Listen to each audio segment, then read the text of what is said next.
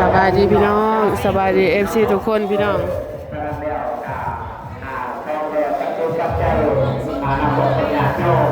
อันนั้นสิเป็นพี่น้องทางไทยพี่น้อง50กว่าชีวิตพี่น้อง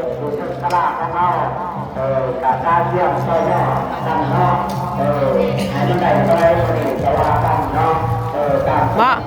อันมี FC ถามจังหวะอันพาป่านี่อยู่อันมาแต่ไสก็ขอนแก่นจังหวัดใดก็จังหวัดขอนแก่นบ่พูดแต่ขอนแก่นพูดแต่อยู่ขอนแก่นพี่น้องคันบ่ถาถามพ่อใหญ่พามคันพ่อใหญ่พามแล้วสิฮู้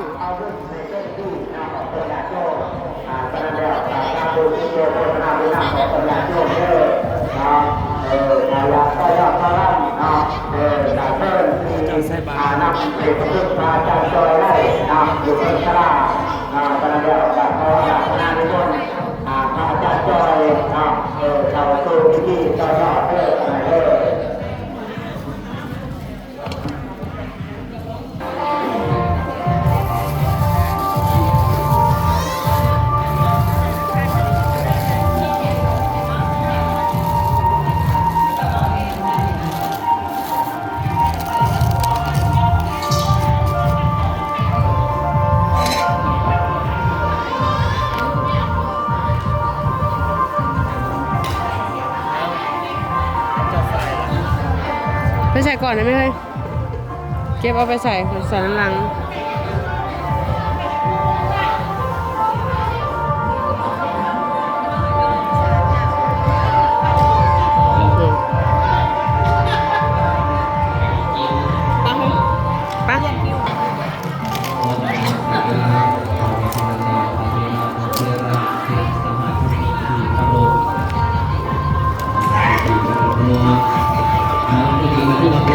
ซึ่งผ้ามีทั้งของตัวเมนของพี่ของลูกของตัวที่เราย่อที่มันจะอยู่ในเสียงกีต่อมาก็มีทางเมนของพี่ลูกของตัวตาหน้าลูกที่เราย่อตาตาสังกี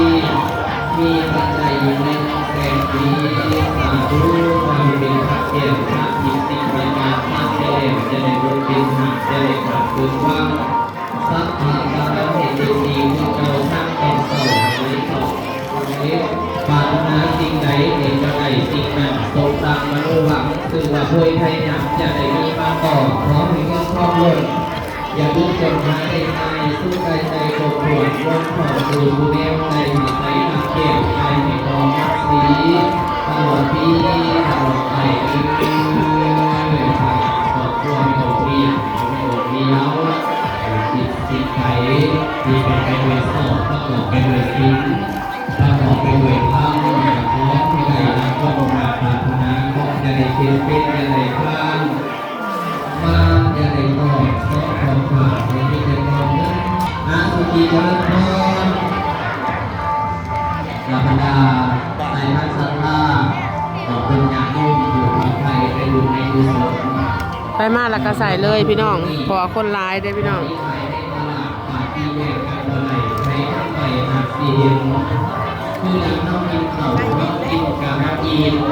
ยังบ่ได้ใส่อ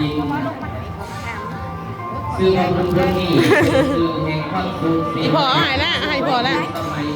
อีพอ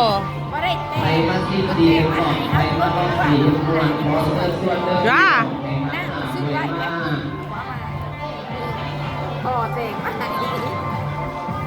นิมิตังสาธุปนังกตัญญู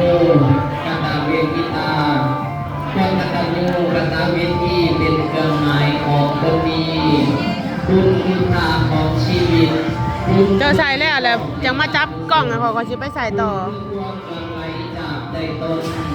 คุณคือผลกรรมดีเคยมีมาคุณคือคนสร้างบารมีจิตคุณคือมีติดตามไปในภพหน้าคุณคือที่ห่วงสุขทุกเวลา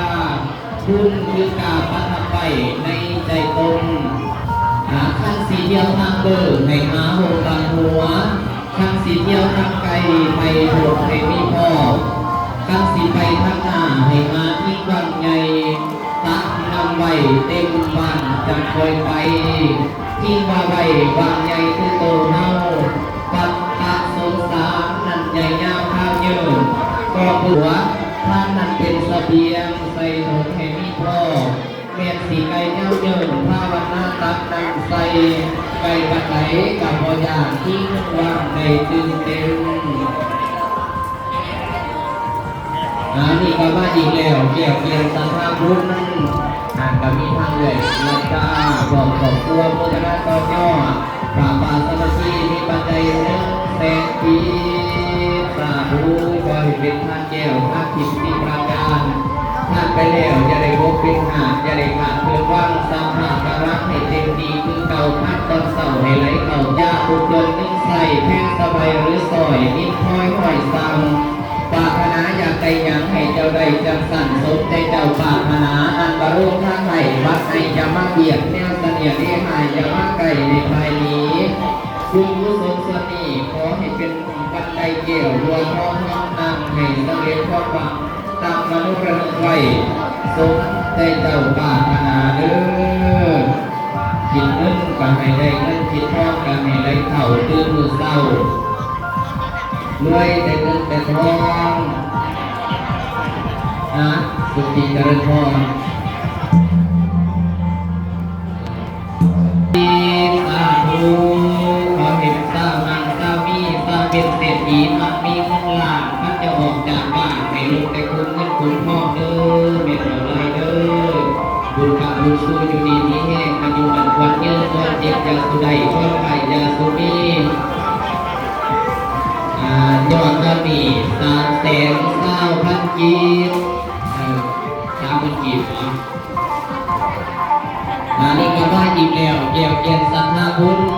ก็มีทั้งทางเลขาในบ้านบุญบ้านสวนสวรรค์ของครอบครัว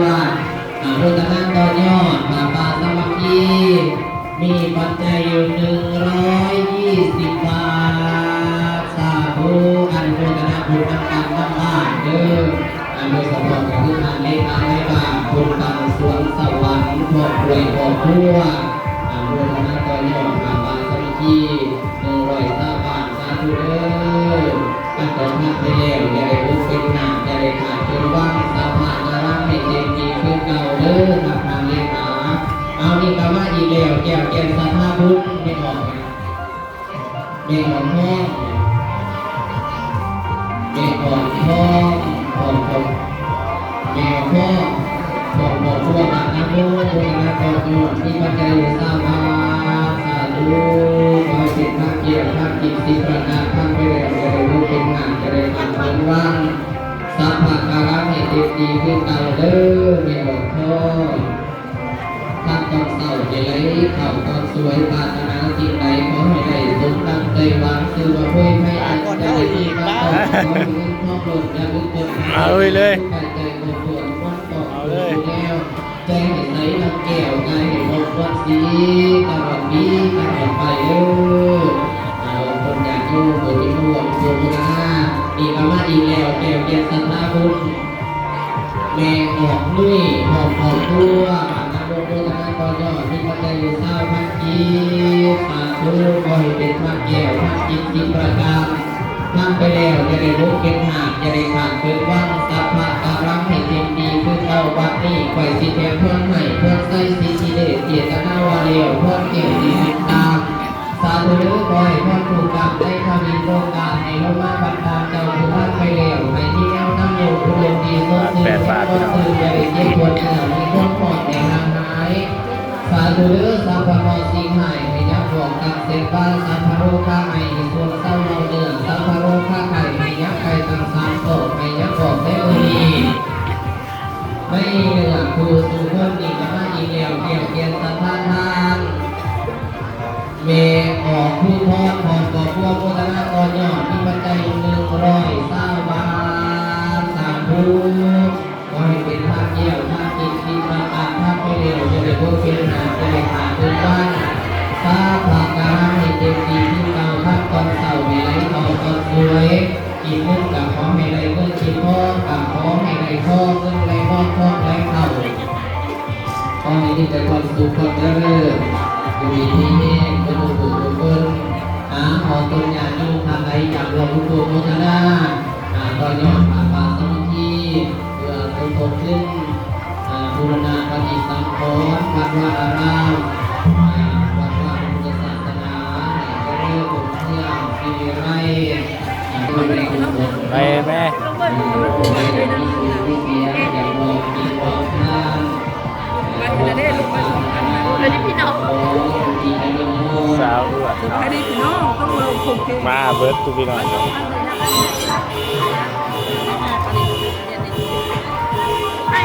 สาวดาวใส่บาตรพี่น้อง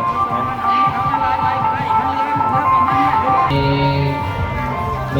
สุพงศ์พวกเราพวกเรา โอ้มีผ้าควันอีกสิผูกแขนให้อัน ตาพันกีขอมาอวิธานเมนาลีบอกเปิดตัวพุทธนาคนยอดที่พระเจ้าอยู่เต้ามาสาธุผู้ที่พระราชประตูน้อย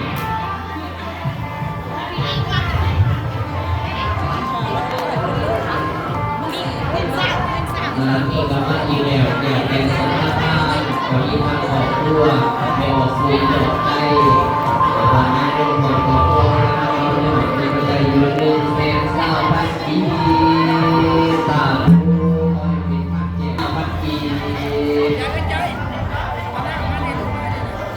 เป็นไรงานโยมทางจังหวัดขอนแก่นนอนรับพันดีอยู่บ่เป็นราศีได้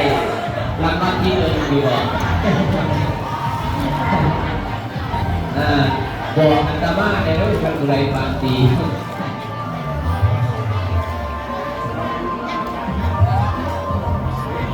เมออก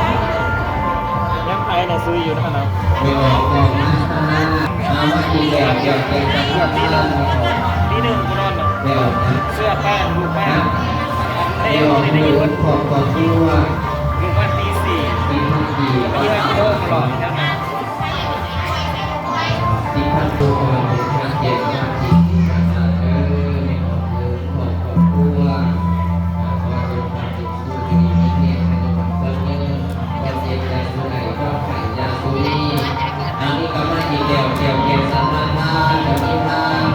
เมออกเตียงขอบขอบครัวบุญนักรอยหยอดป่าป่าสมุทีมีปัจจัยอยู่เศร้าพักกีต่อมากับนิทานมาบอกว่าขอบขอบครัวบุญนักรอยหยอดมีปัจจัยอยู่หลายที่พักกีสาธุและลูกขอให้พ่อเจ้านั้นมาบังเกิดเป็นความจริงให้มาดีมาแนวหลับเล็กเล็กเศร้าข้าเจ้าให้ด้วยข้างนั้นข้าเข่าสนุกจิตสนุกกายสนุกขาสนุกกายให้ได้ไหลคือปากในภาคเพิ่มคือน้ำขอให้พ่อถูกกรรมในพอดีโดย